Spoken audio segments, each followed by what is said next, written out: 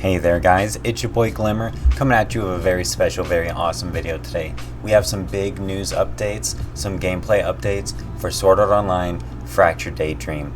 Now for those of you who don't know, Sword Art Online Fractured Daydream is a cooperative online JRPG that is taking place in the Sword Art Online universe across multiple timelines and series. And yeah, you basically just work together with your friends to complete levels and take down the bosses of Sword Art Online. I got to play the closed beta test and I was absolutely blown away. From the gameplay to the visuals to just how the game looked. I was playing on Switch and the game looked immaculate. So I'm super excited for this game from Bandai and I can't wait for it to come out. They took our feedback from the closed beta test and did this awesome closed beta test survey report, because all of us who played the closed beta test got to fill out a survey at the end of it to give feedback on the game. And it seems here they have some improvements and some changes that they're going to be implementing in the game, and they just wanted to give us a little update on what they changed based off our feedback. So I wanted to look through this and yeah, just give you guys the rundown of what they're going to be changing for Sword Art Online Fractured Daydream. Alright, so as you can see here, thank you for participating in the closed beta test and for sending us your suggestions through the survey. We would like to inform you about the items we plan to adjust based on your opinions. And it's super awesome that they're taking our feedback in consideration. It's going to be huge. This game is going to be great, guys, because this is a good sign. They're listening to the players. They're listening to the players. How often do you get that? So let's see everything they're doing. Alright, add a cancel mechanic that allows to sidestep or block in the middle of an attack. We will add a cancel mechanic to the normal attacks. Alright, this is going to be good because, okay, so before I even read their little suggestion here, there were times when you would like switch with someone, or you would have the opportunity to switch with someone, but you couldn't because you were locked into the animation of a cast or a spell or an attack, you know? So this is pretty big that you're going to be able to cancel those out to do whatever. Anyways, we received many requests for an option of dodging or blocking during attacks to perform a cancel. After discussing this with the development team, we have decided to add a canceling mechanic for all the normal attacks, with the exception of some thrust attacks. Yeah, we have a couple attacks like Lifa's attack, where she'll thrust or lunge forward or up. So it looks like they're not going to have it for those kinds of attacks, which kind of makes sense, you know, since it's a movement-based attack. Don't want to have any glitches where you're like stopping halfway inside a tree or something weird. I don't know. One of the reasons for excluding the thrust attacks is that simply stopping at any moment through these cancels would interfere with the action. Yeah, basically what I was saying. Stopping those animations, those attacks halfway would just mess with it. After conducting some tests inside the development environment, we found that performing thrust attacks and canceling them repeatedly resulted in faster moving speeds than the normal dash, further reinforcing this decision. Oh, I see. So they tested it, and if you did the thrust attack and canceled it, you could move faster than your normal dash. So, and they don't want that. They don't want any meta movement. I remember day one, we figured out that if you jump and dash, it's faster than running. So everyone, like, you go into the game and everyone's jump, dash, jump, dash, jump, dash, jump, dash between objectives. It was so funny. Also, after considering the amount of dealt damage and risks involved in canceling the advanced skills, we have decided to discard this possibility. Yeah. Okay, fair enough. So yeah, it would just be too messy to do it with the lunge and thrust attacks, the advanced skills. But for the normal attacks, you're going to be able to cancel them out, which is going to be great. I'm very okay with that, being able to cancel out your combos, cancel out your attacks, and then change your trajectory, change your plan. It's going to be wonderful. The lock-on mechanic is hard to use. I did hear a few people complain about that. I had it be weird, but I never had a hard time with it. But that's because I'm kind of used to the lock-on mechanic. It's similar to the one they use in Curse Clash, Jujutsu Kaisen Curse Clash. So I was kind of used to it.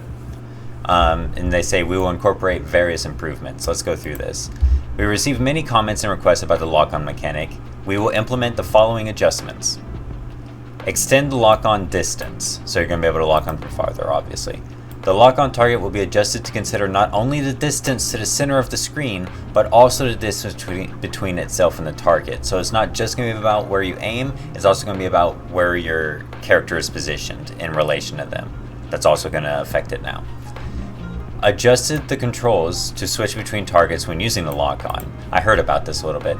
So right stick up, you'll be able to lock on to bosses and other important enemies. Right stick down, you'll be able to lock on to the closest enemy to you. Left and right just swaps between on screen, you know what I'm saying? So like, this is pretty big. So to right stick up, you'll be able to lock on to bosses or important objectives and enemies. And if you press it down, you'll automatically go to the closest enemy. That's wonderful. I love this. We believe that this will make it easier to move the lock-on cursor to target the desired enemy. I agree. I think these changes for lock-on are huge. I think it's going to be awesome. I think it's going to make just acquiring your targets and hunting them down, clearing the floor, clearing out enemies so much easier. So this is a great change. I'm all about this. Add a feature to release a lock-on automatically to prevent the camera from moving wildly when the targeted boss moves out of the screen at high speeds. This is also nice. I remember fighting Ilfang the Cobalt Lord. He had this attack where he would jump up into the air and then land somewhere else, and like your lock on, your camera would zoop zoop, you know, like fly all over the place, like just all over. So this is nice. This is nice that they're adding that, because I'm sure we'll get more bosses and enemies in the future that move at high speeds. So it's going to be nice that your lock on will kind of break for them, and then you can relock if you need to. Adjust the lock-on feature to only allow its release within the targeting range of the bosses. This is a countermeasure to avoid targeting issues when the character rotates around large enemies. Okay, yeah, this is just more quality of life to make sure your camera isn't spazzing out, unlocking from bosses as you move around them. So yeah, this is going to be nice. I love that they're adjusting the lock-on. I thought it was fine, honestly. I thought it was just fine. So these improvements are huge. They're only good in my opinion. This is awesome. Let's go for it. This is just going to be more responsive, going to make the game feel better. Oh, I'm so excited, guys. So excited. Let's get into the next one. I can't select my favorite character. Yeah, you could select like your favorite to play. But sometimes you would load into a match, someone else would pick them faster than you, or you know, you're busy, whatever. Matching system will be adjusted to be able to take account of the player's set favorite character settings. Let's see what they mean by that. We have received your comments about not being able to select your favorite character. We will implement the following countermeasures for this matter. Identify the player's favorite character from the character tab during matchmaking, making it harder to join the same party as other players who have the same character as their favorite. Example, if 5 out of 10 players have Kirito set as their favorite character during matchmaking, those 5 characters will be distributed into 5 different parties. The system of the character selection screen where all 4 players select their characters is scheduled to be modified, but the details of the modifications have not been finalized at this time and will be announced later. The total number of characters will also be increased in the game's final version, so the distribution should be better than on the closed beta test version. Yeah, so in the closed beta test, I believe we had 6 characters you could play off the rip. And so sometimes you would load into a squad and someone else would have your favorite character to play. This new matchmaking they're going to be changing is going to have it to where if you have Kirito set as your favorite, you're probably not going to be set in the same squad as another Kirito. You'll probably have more Kiritos in the overall party of 20, but your individual squad will only have you. And that's going to be great. That's just going to make it to where everyone can play who they want, when they want, which is always fantastic. Who doesn't love that? Of course, we're going to get more characters in the game final version, and they're saying that should also help with this issue. When there's more characters to play, you're not going to have as many people picking the same character, so everyone's going to be able to choose whoever they want. And they're going to be changing the character selection screen, but we don't know how yet. I'm excited to see what that's going to look like. I thought it looked good, but it could use a little bit of adjustments. Like, I didn't like how it was kind of like a column that you scrolled down. I would like it more if it was kind of like, trying to think of a good way to put it, a table with like their portraits, and you select the portrait. You know what I'm saying? Kind of similar to Overwatch or Paladins, kind of like what they have for their character selection. Anyways. The sound of stamps being spammed distracts from the game. Oh, we have footage here too. We will establish 5-second intervals between the use of stamps. No! my favorite part about the end game, like when you beat the boss and everyone's hanging out, everyone would just spam the stamps and it'd be like, hi, hi, hi, hi, hi, hi. Everyone freaking out in the lobby, like everyone's just, like everyone's just freaking out, celebrating. I loved that. Who complained about it? Who complained about it? Give me their names. I will fight you. Who complained about the stamps? Because now we're going to have 5-second intervals between the use of stamps, so celebrations will not be nearly as exciting. It's going to be... Anyway, maybe I'm overreacting, but I really loved that. It immediately established a sense of community when at the end of every single round, everyone just started spamming the stamps, and it immediately felt like we were already a community, already having our own jokes and memes. And someone complained about it. Oh well, we can't have nice things. Anyways, let's read this. We received your comments mentioning that stamps are used too often and that the voices used for stamps are too loud. Maybe they were a little loud, but not too often. The only time anyone used the stamps, in my experience, was the very end after you beat the boss when everyone was celebrating. I don't get this. To improve on this issue, we will put a 5-second interval in between every time a stamp is used. This has already been implemented successfully within the development environment. Okay, so let's see. Selects it. Oh, wait. Okay. Where's the timer? Oh, it's just faded out. Oh, that's whack. And it's all of them, so you can't do one and then another one right. Oh, who did this? Who did this? This is why we can't have nice things. Now we're gonna have to find something else fun to do. Maybe animation canceling your normal attacks will be our new celebration. Anyways, this is weird, but alright. By all means, if it upsets some people, okay, fine. Fine, I understand spamming voice lines can be annoying, but I'll miss our little celebrations at the end game. There are too few recovery crystals. We will implement measures to improve the replenishment and avoid the misuse of recovery crystals. Yeah, I agree with this. It felt like halfway through the levels you were out of healing items, and it became like, you had to play perfectly at that point, or just die, in which case you were going to lose some of your loot you picked up. So, yeah, let's see here. We will place goddess statues as a gimmick that allows players to replenish all their recovery crystals at key locations within low difficulty co-op quests, such as before the boss. Okay, so goddess stat, I'm assuming, yeah, goddess stat. Oh, those look good. Those look nice. And yeah, so you walk up, hold right bumper to refill your healing crystals. I love that, yeah. Okay, I love this. This is fantastic. The use of recovery crystals will also be modified so that they cannot be used when the character has full HP. That's good too, so you don't waste them by a misclick or a misinput. Okay, this is a great change right here, because I did find that a bit annoying how okay, so Leafa was the only supporter in the closed beta test, but her healing wasn't really that strong. So, people died, especially once you got to the boss battle, especially on the Skull Reaper, boss raid mode, people died. And you ran out of healing crystals really fast because you only had 3. You know what I'm saying? And it's not like they did, max. They did a set amount. So, sometimes you would have to use 2 to get to full. So, I'm perfectly okay with this. Being able to refill our healing crystals is going to be wonderful. And I love that you have to hold it down. At least that's the way it looks, because then it's going to be you can't just... It's not going to be you can just infinitely heal. I'm assuming if an enemy attacks you while you're doing this, it'll knock you out of it. So you're going to have to make sure to clear the area and be safe, or maybe they're going to put them in safe areas between the fighting. But obviously these probably will not be in boss rooms, as we can imagine. So you're going to want to stock up on healing crystals before you take down the boss of each level. So this is a good change. This is a pretty awesome change. More healing is always nice in these games. Adjustments to the revival mechanic. We will make it easier to use the revival mechanic and add a reward for the player who uses it. Ooh, okay. The risks and benefits of using the revival mechanic are not well balanced, so we will implement the following adjustments. Yeah, sometimes people would just let you stay dead because reviving just wasn't worth it. So let's see here. They're going to add super armor to the players performing the revival so that the process will not be interrupted if they receive an attack before the countdown reaches 0.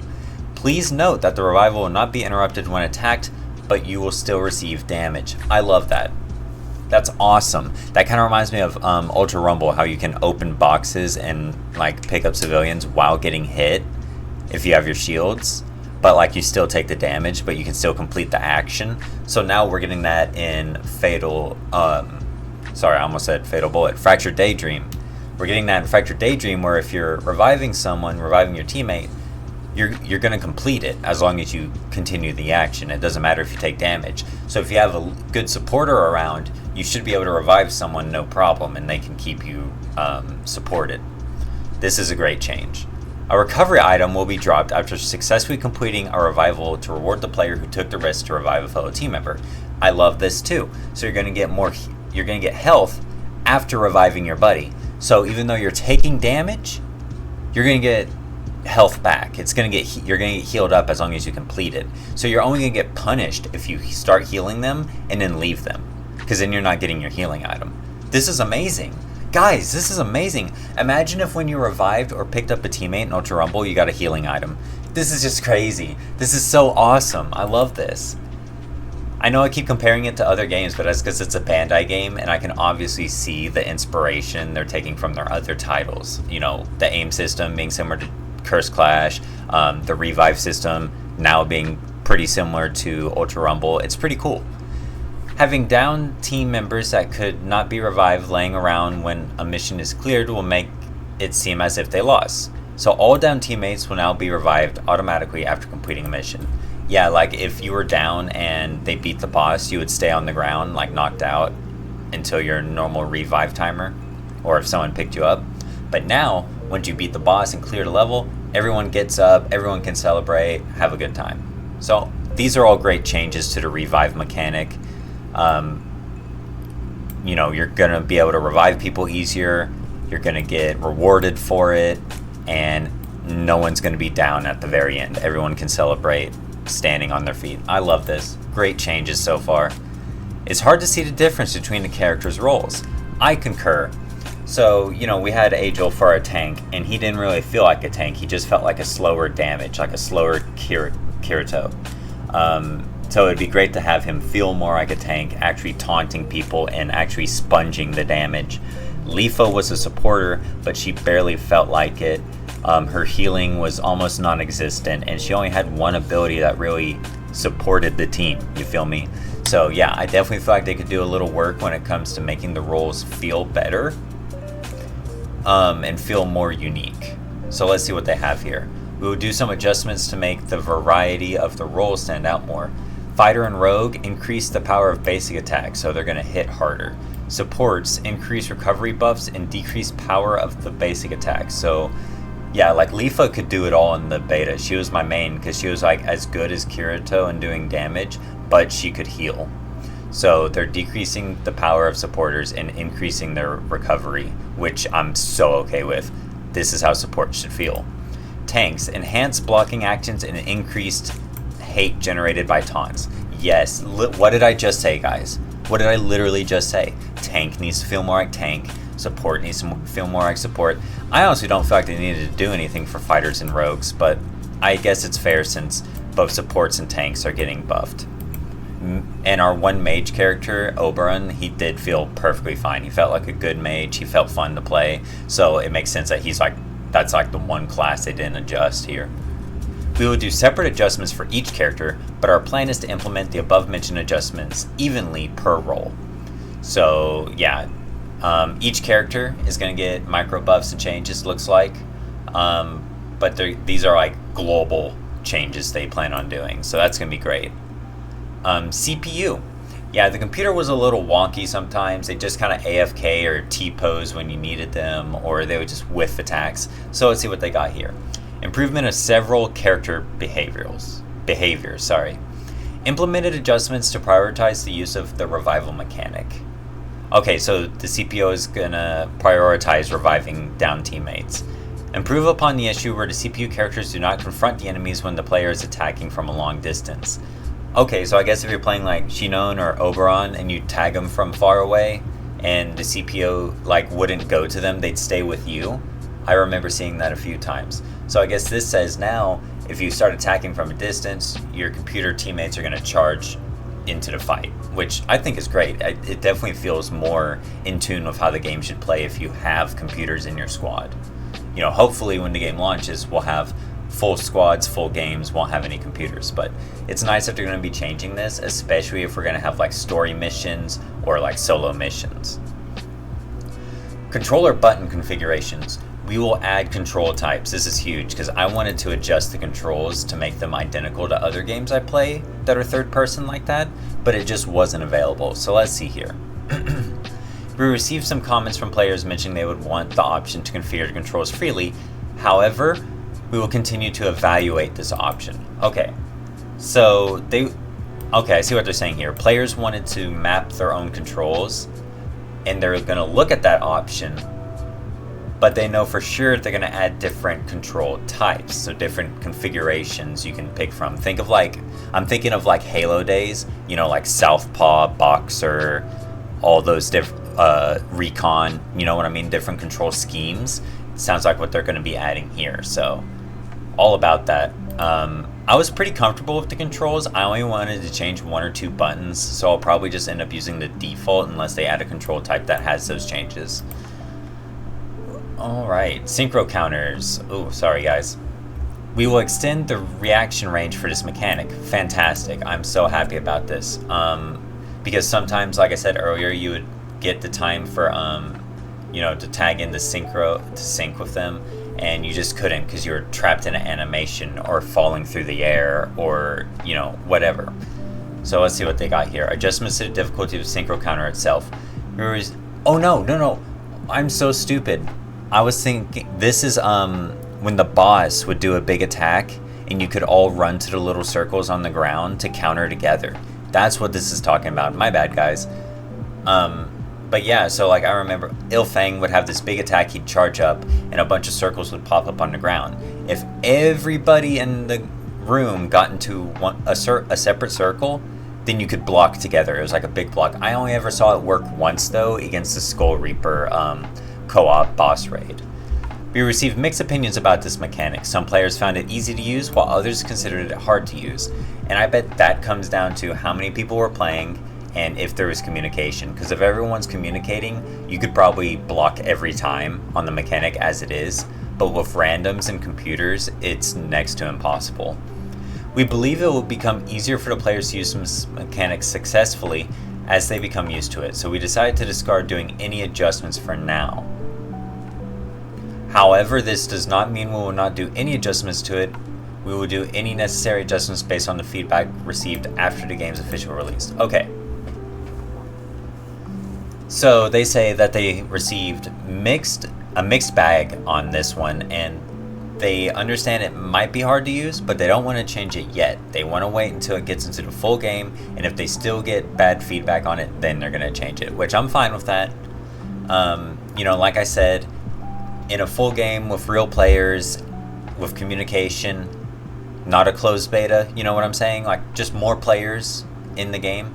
I feel like it's going to be easier to do this. So I understand them wanting to wait to change it until they have, like, full lobbies, and they have more data on it.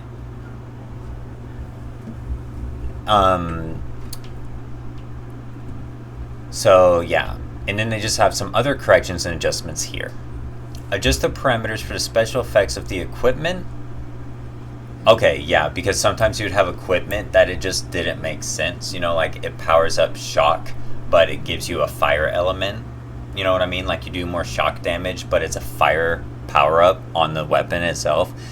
So, and to be honest, it was a little convoluted on how complex the equipment and power-ups were. So, by all means, I'm ready for that.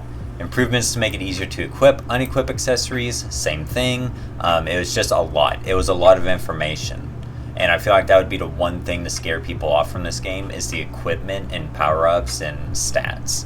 But hopefully, you know, well, obviously, you know, they see this and they want to make adjustments. So that's fantastic stuff. Hard to see notifications when a team member is down. Yeah, that's true. Sometimes, people would be down and it's like you don't even know it. You just see their dead body over on the ground. So yeah, I love this. Adjusting the font and the size of the text that are just going to make it more noticeable when someone gets downed. I'm all for this. I'm fine with it. Adjust the difficulty of the tower missions when playing with NPCs. So I guess it's going to be... I guess this means they're going to make it easier when you have computers. Because I noticed, like, late night on the closed beta test, or like towards the end when not many people were playing as much.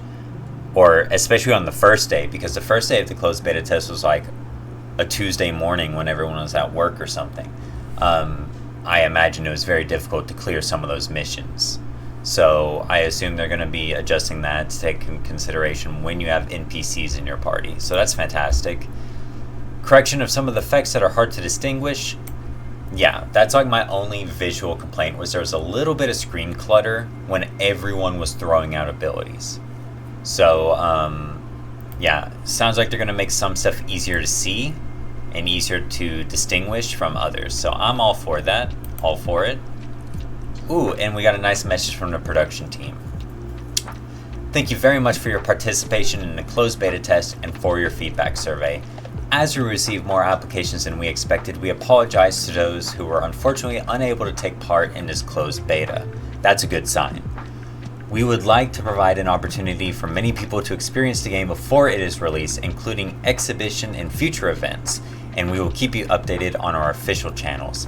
Thank you for your continued support for Sword Art Online Fractured Daydream, set to release 2024 for PlayStation 5, Xbox Series XS, Nintendo Switch, and Steam. So yeah, that was a lot to chew on there, guys, but the closed beta test, I loved it. I'm so excited for this game, and I am so glad to see the developers really sinking their teeth into those surveys and giving us fantastic feedback. Everything they've done here, from just telling us, yes, we understand you're having trouble with synchro counters, but we want to see how it's going to do on release. Yeah, we're going to give you controller types. Yeah, we're going to improve the CPU. Yeah, we're going to make the character roles more unique. Yeah, revival mechanic is going to get better. Like, these improvements are so fantastic, guys. I can't tell you. Like, I already loved the game.